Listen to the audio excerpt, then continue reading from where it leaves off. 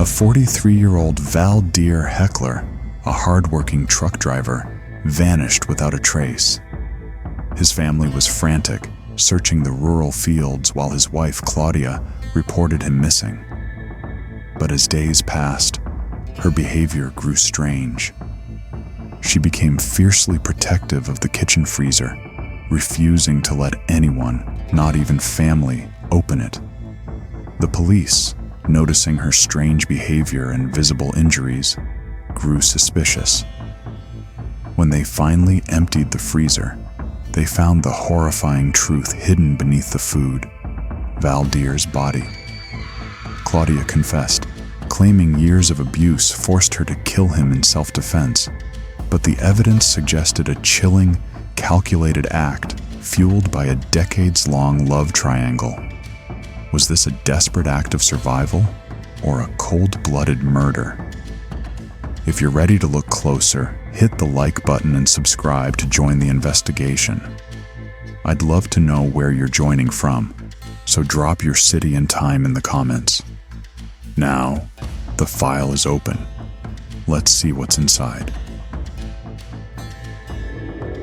In a quiet town in Brazil, under a sky full of silent stars, the lights of a simple home glowed against the night. Inside, Valdemir Hoeckler, a man who spent his days on the open road as a driver and his weekends tending to cattle, was living what no one could have possibly realized would be his last evening on Earth. That night, inside those unassuming walls, a lethal cocktail of love, jealousy, and fear had been brewing for years, and it was about to reach its boiling point. A choice was made. A silent, irreversible decision that wouldn't just tear a marriage apart, but would shatter an entire family, leaving behind a wreckage of betrayal and grief. By the next morning, Valdemir Hoeckler was gone. He had vanished. For his children, it was an impossible riddle. He was their rock, a hard-working man with dreams for the future and plans he spoke of just days before. But in the vacuum of his absence, rumors began to swirl like dust devils through the small community. The police began their search, and a mystery, darker than anyone could imagine, started to unfold, one agonizing piece at a time. What really happened inside that house on the night of November 14th?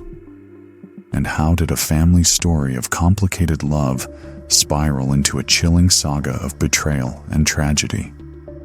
Now, let's dive into today's case. Valdemir Hoeckler was born in Brazil in 1979. He grew up in a large family where the value of hard work and responsibility wasn't just taught, it was a way of life. By the time he was a man, Valdemir had carved out a reputation in his community as kind, dependable, someone you could count on.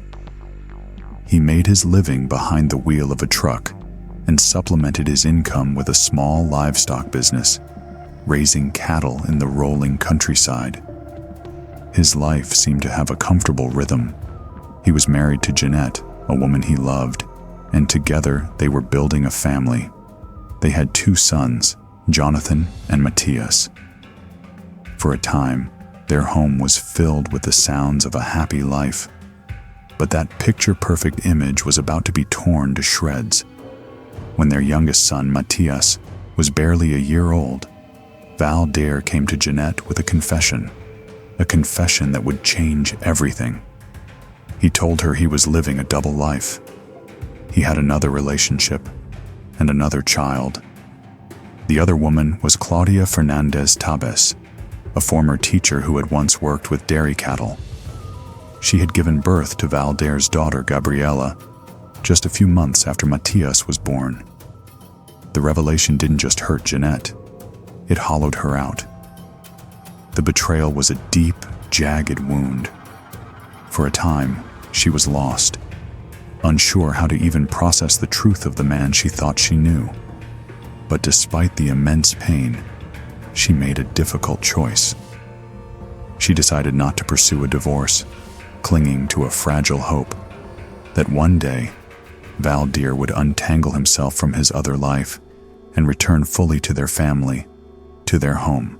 In the meantime, Valdemir moved in with Claudia for a while to help care for their infant daughter. Claudia left her teaching job behind, devoting herself completely to raising Gabriela.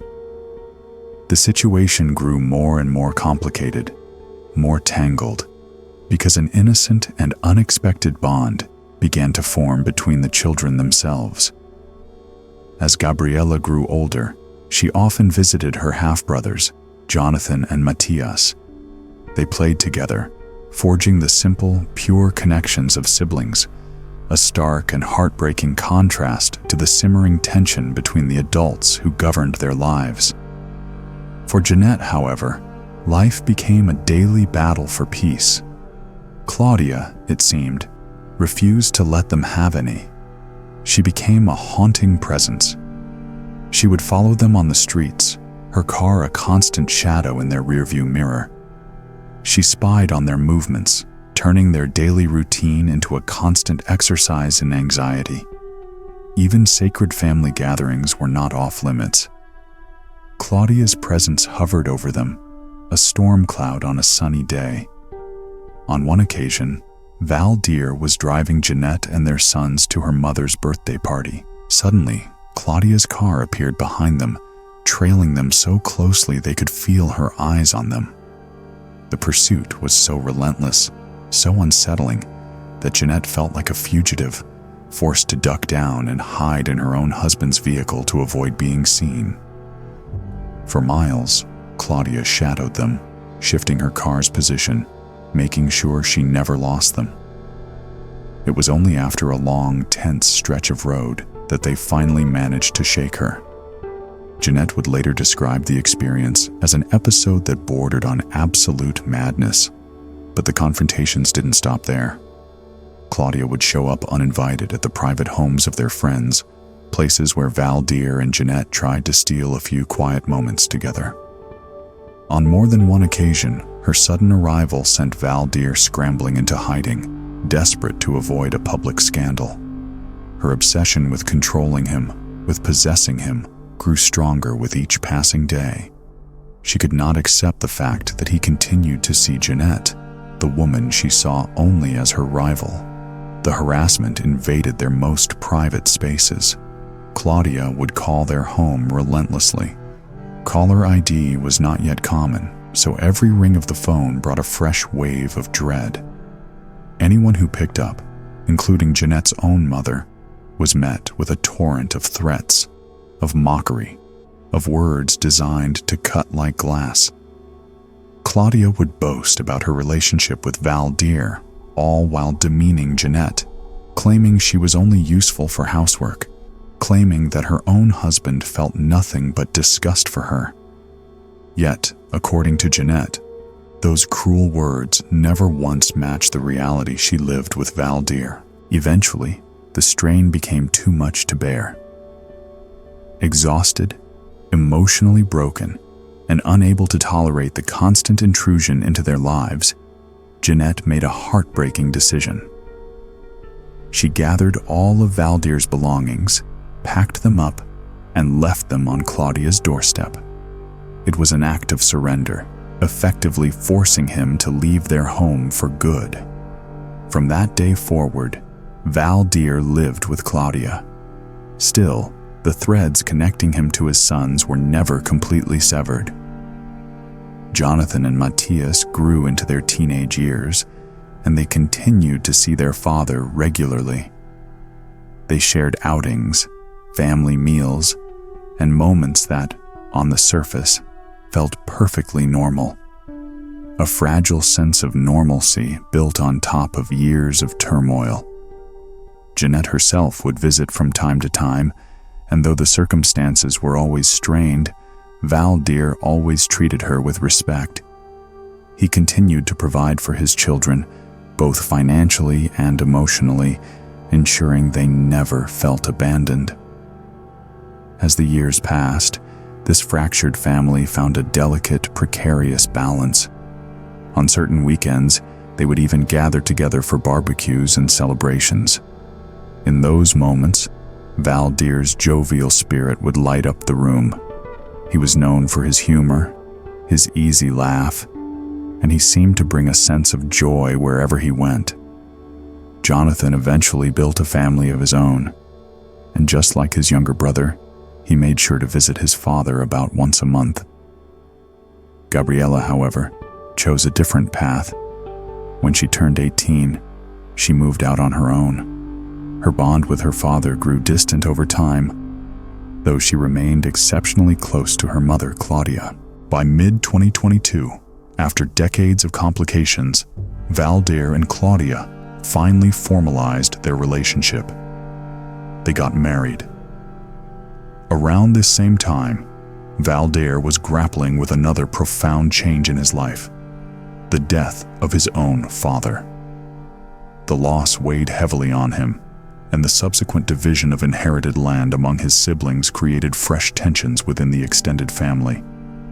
Some of his assets and money were not held directly in his name, but were managed through his sons and a few close associates. Despite these difficulties, Valdemir maintained a steady income. He was still a driver, he collected a pension, and he continued with his livestock activities. He had a dream of investing his inheritance in more land, of building something lasting to secure a future for his children.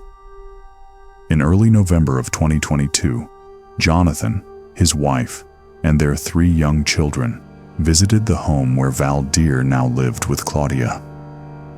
Despite Jonathan's deep, lingering mistrust of his father's new wife, whom he had always seen as strict and controlling, he kept his interactions with her cordial.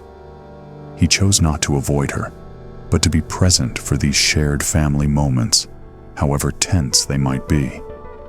That weekend, some friends of the couple also joined the gathering. The atmosphere appeared calm, almost deceptively normal. The family laughed together, ate together, and shared stories late into the night. It felt so comfortable that Jonathan and his family decided to spend the night. But in the week that followed, something felt wrong. Jonathan and Matthias noticed their father had gone unusually quiet. His usual calls and messages stopped. By Tuesday, November 15th, 2022, their quiet concern had sharpened into real alarm. Valdemir failed to show up for work. This was a man who had always been punctual, always responsible. His colleagues, unsettled by his sudden absence, reached out to Claudia to ask if anything had happened. Her answer was strange and chillingly calm. She said she didn't know where he was. Within hours, she reported him missing to the local police. The news didn't reach Jeanette and her sons directly from Claudia. Instead, a family acquaintance contacted them with the troubling update. For Jonathan, panic set in immediately. His mind raced with terrible possibilities. He feared his father might have fainted or suffered an accident while working out in the fields alone. The family rushed to search the rural areas he so often visited, but hours of frantic effort led them absolutely nowhere. Amid the growing uncertainty, rumors began to whisper through the community. Some suggested that Valdemir might have taken his own life, but his family rejected that idea with every fiber of their being. They knew him. They knew his cheerful spirit, his love for life. He was a man full of plans and dreams for the future. He had financial stability, livestock to manage, and most importantly, children he adored. Suicide, they insisted, was unthinkable. What seemed more plausible to them was that he had chosen to leave home for a while, perhaps to escape the mounting tensions with Claudia, or maybe to make some kind of dramatic point. No one, not a single person, could have imagined the grim, horrific reality that was slowly, silently coming to light. Jonathan and his wife decided to push aside their doubts and visit Claudia, hoping to support her in the search. That evening, the atmosphere around Claudia's home was already thick with tension. Police cars, firefighters, and concerned neighbors crowded the area, their flashlights cutting through the darkness as they combed the surroundings for any sign of Valdemir. Jonathan sat inside, scrolling through his father's phone, desperately hoping to find a clue in his messages. But there was nothing. Nothing to explain his sudden disappearance. Claudia told everyone present that the previous weekend had been completely ordinary. She said they had eaten pizza with friends and spent a peaceful Sunday together. According to her, nothing unusual had happened at all. To everyone listening, her story sounded like a comforting, plausible version of events, but it was the small details, the things that didn't quite add up, that began to raise questions. That very night, Jonathan and his wife decided to stay in the house with Claudia, but she refused to sleep in her own bedroom.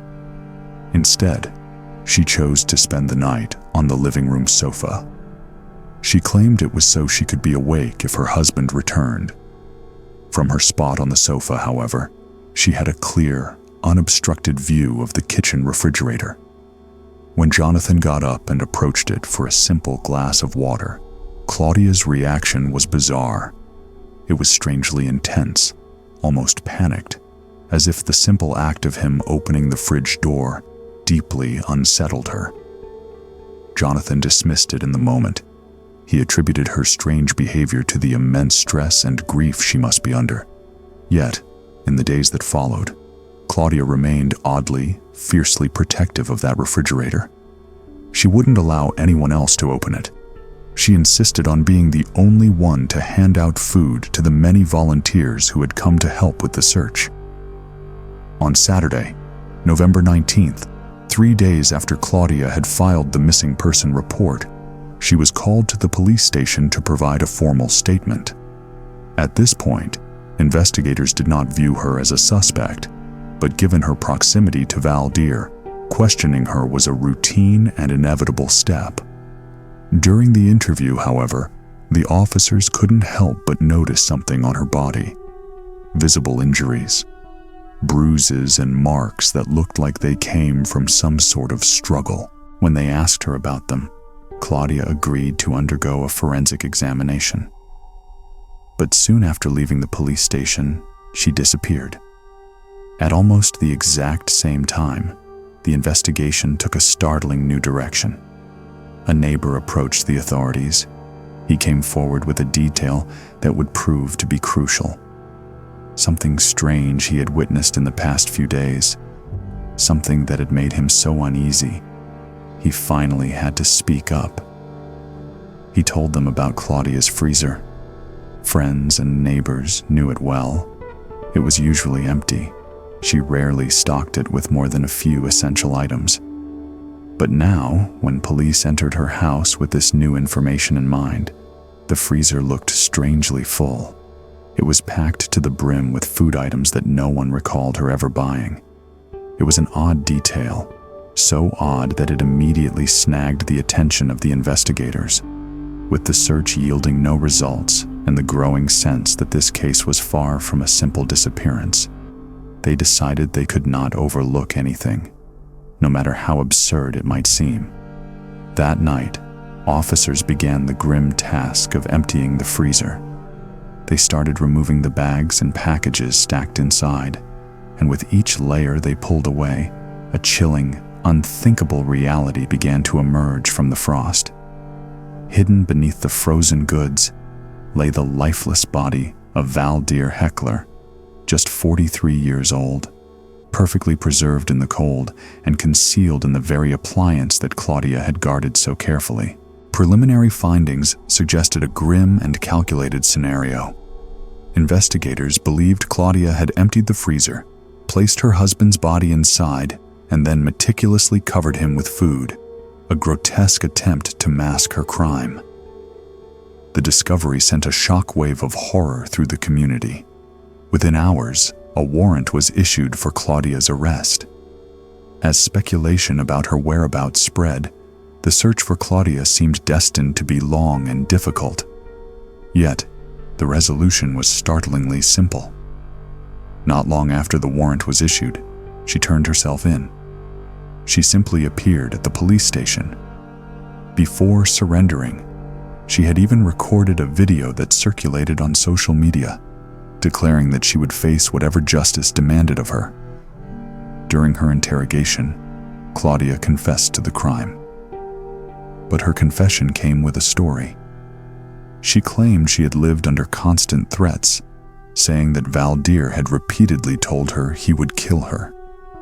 Convinced that he might eventually carry out those threats, she insisted she had only acted in self-defense. According to her account, on the night of November 14th, she gave her husband a sleeping pill. When he finally lost consciousness, she bound his limbs, using techniques she had learned from her past experience, working on dairy farms, handling livestock. She said that at one point she hesitated, the full weight of what she was about to do crashing down on her. But then, she said, the thought of her own life and the safety of her daughter pushed her to continue.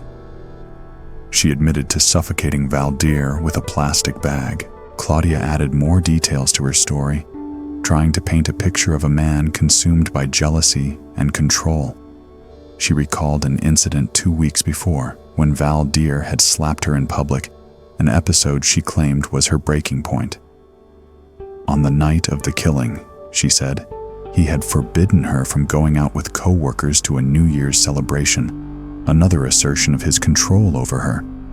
In her version of the story, the murder was not premeditated revenge, but a desperate, last-ditch act of survival. Afterward, she told investigators she felt something she had not felt in years: freedom. Her defense attorney echoed this narrative, portraying her as a woman subjected to years of relentless psychological and physical abuse. In front of television cameras, Claudia repeated the same message over and over. It had been him or her, and she had no other choice. But the evidence was beginning to tell a very different story. The marks on her body, the inconsistencies in her testimony, and above all, the horrifying, calculated concealment of the body in the freezer. It all painted a far more sinister picture. Authorities charged Claudia, then 40 years old, with aggravated homicide, concealment of a corpse, and making false statements. As her face appeared across news portals and flooded social media feeds, the case sparked a national debate in Brazil about domestic violence, mental health, and the blurred, often treacherous lines between victimhood and responsibility. For Valdemir's family, however, no explanation could ever soften the blow. The discovery created an irreversible fracture in their lives. Jonathan, in particular, was haunted by one single chilling image. He couldn't escape the memory of those frantic days of searching when he and his wife had stayed in Claudia's house. He remembered how she had insisted on serving everyone food herself, how she never let anyone else open the freezer. At the time, he thought it was just an odd habit, nothing more. But now, with the horrifying truth revealed, he could not stop replaying the scene in his mind. While volunteers gathered in her house to help, while her family grieved, Claudia had walked calmly to that refrigerator, pulling out meals from the very place where his father lay hidden, frozen in silence. For Gabriela, the revelation was unbearable. She had lost her father in the most unimaginable way possible, and at the same time, the woman accused of his murder was her own mother. Shock warred with loyalty. Despite the horror, despite the accusations, she tried to stand by Claudia, clinging to the only parent she had left in the world. Jeanette, Jonathan, and Matthias understood. They knew that Gabriela was facing the greatest loss of all. Whatever their own grief, they could not ignore the fact that she was a young woman, suddenly left without a father and with a mother in custody for his murder. Claudia, however, maintained her position from behind bars. She told investigators that everything she did to protect her daughter. She claimed that Valdemir had been intensely jealous of the close bond she shared with Gabriela, and that the young woman's decision to move away from home had been motivated entirely by the toxic environment created by her father. Meanwhile, the grim practicalities of death unfolded in slow motion. The process of defrosting Valdemir's body took several agonizing days. His wake had to be delayed, forcing his relatives to endure a drawn-out, suspended agony. When the date of the funeral finally arrived, what should have been an intimate, solemn farewell became a public spectacle. The media descended on the ceremony, drawn by the shocking, gruesome details of the case. Cameras flashed as neighbors, friends, and complete strangers crowded outside, their curiosity fueled by a morbid fascination. For the grieving family, the intrusion was just another layer of pain on an already unbearable wound. As the investigation progressed, authorities reached a firm conclusion. Claudia had acted with premeditation, yet one lingering question troubled both the police and the public.